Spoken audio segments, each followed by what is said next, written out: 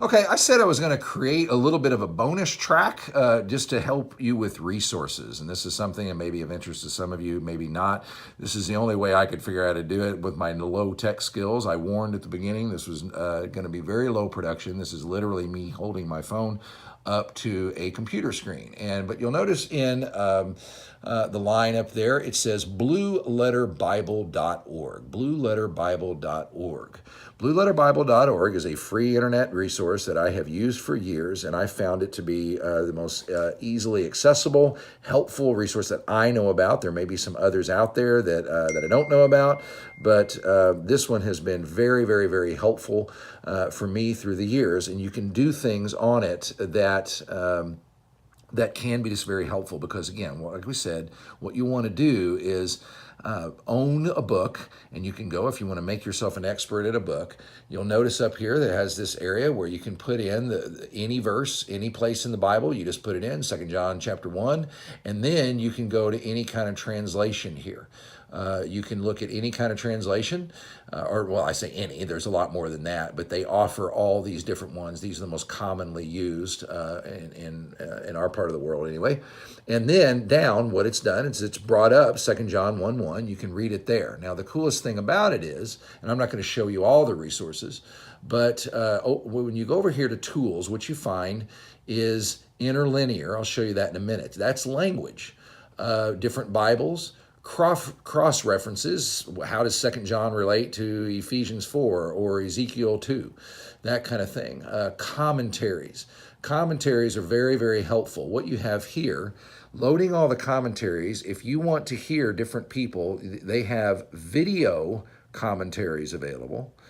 They have audio commentaries available, and they have text commentaries available. And some of them are very scholarly, some of them are very popular, some of them are written in pretty common language, some of them are pretty heady. By the way, I really like David Guzik. I think he does a really, really good job. I've used a lot of his stuff. He's great at summarizing different things. But you have different commentaries. So if you want to learn the Bible, you're going to own 2 John, Walking in Truth, The Address. You can listen to people teach on 2 John. That's what I mean by owning a book. So just in your off time when you're not reading, you can do that. That's under the tools area. Then you go back to tools. I want to show you interlinear. And interlinear is the language thing.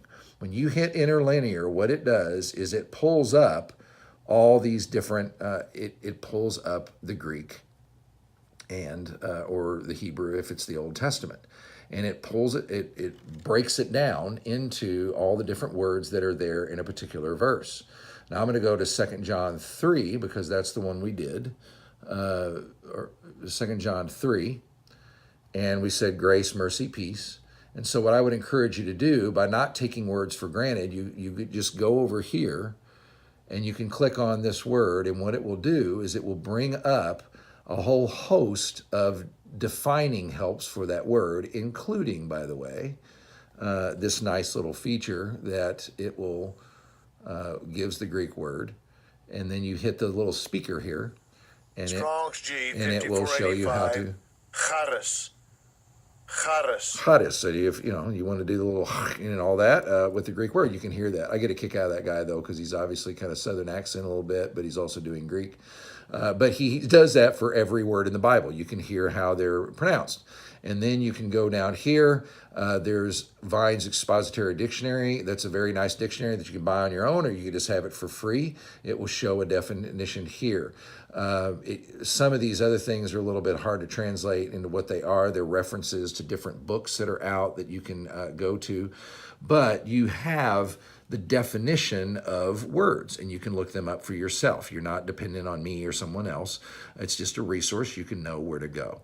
But Blue Letter Bible is a resource I point to people to all the time just because it's very easy to use. If you know the tools bar over there, and you can handle it. It's a way to own a book. I would keep it nearby, and as you're owning it, you could process it. You could look up the words. You can hear different commentaries. You can look at cross-references. 2 John will take you if you want to. They've given you resources for that ability to do that. So I think it's worth knowing about, and again, I love it because it is free, and they're summing up probably, just hundreds and hundreds of dollars worth of books that you could buy, and you have it right there in your phone and it's accessible. They do have an app. I'm not as impressed with the app as I am with the website, but you may want to look at the app to download that. But great resource. Hope you use it.